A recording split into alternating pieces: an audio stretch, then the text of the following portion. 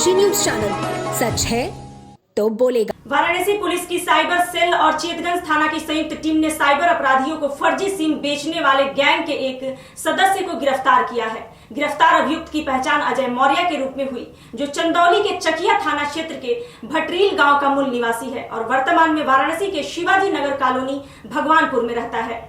मामले की शुरुआत तब हुई जब वोडाफोन कंपनी के direct sale executive Priyesh Gupta निवासी सराय गोवर्धन चेतगंज ने थाना चेतगंज में शिकायत दर्ज की। प्रियेश ने बताया कि उनके सब एजेंट अजय मौर्य कम पढ़े लिखे लोगों को नेटवर्क सर्वर खराब होने का झांसा देकर उनके नाम से फर्जी सिम एक्टिवेट करता था और इन्हें ऊंचे दामों पर बेचता था। ये सिम दिल्ली सहित अन्य राज्यों में साइबर अपराधियों को कुरियर या बस के जरिए भेजे जाते थे, जिनका उपयोग साइबर अपराधों में किया जाता था। इस शिकायत के आधार पर थाना चेतगंज में मुकदमा IT एक्ट के तहत मामला दर्ज किया गया। पुलिस ने पिशाच मोचन के पास से अजय मौर्य को गिरफ्तार किया और संबंधित टेलीकॉम कंपनी को उसके POS एजेंट लाइसेंस को रद्द करने के लिए सूचित किया।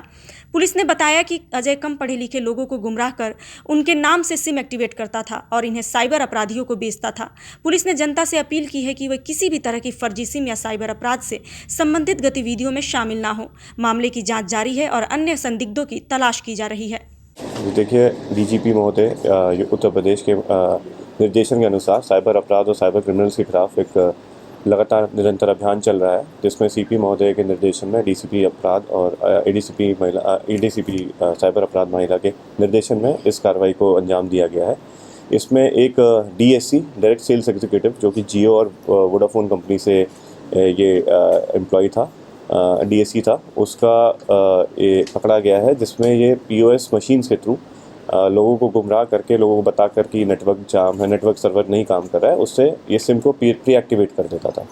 और ये जो इलीगल गतिविधियां हैं उनमें जैसे साइबर अपराध हो गया या अन्य तरह के अपराधों में इस सिम को उसको बेचा करता था। तो ये कैसे लोगों को अपने झांसे में लेते थे? कम पढ़े लिखे लोगों को या फिर किसी को भी ले लेते थे? और इससे किस तरीके का अपराध किया जा सकता था? जी, ज़्यादातर ये लोग कम पढ़े लिखे को ये बताते थे कि नेटवर्क काम नहीं कर रहा है या फिर आपका EKYC नहीं हुआ है तो DKYC करा लीजिए। उसी का गुमराह करते हुए ये एक और सिम जनरेट कर लेते थे उन्हीं की ID से।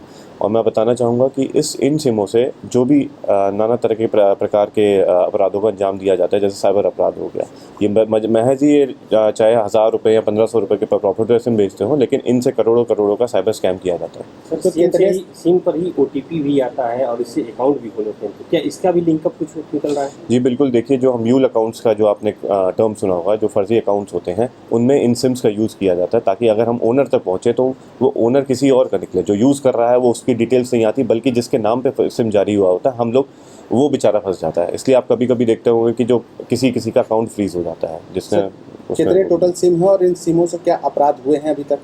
देखिए, पिछले 1 साल में इसने करीब 1500 से ज़्यादा सिमों को बेचा है ऐसे प्री एक्टिवेट करते हुए, और जो हमें बरामद हुए 177 सिम इससे बरामद हुए हैं, जिसमें से 6 प्री एक्टिवेटेड थे।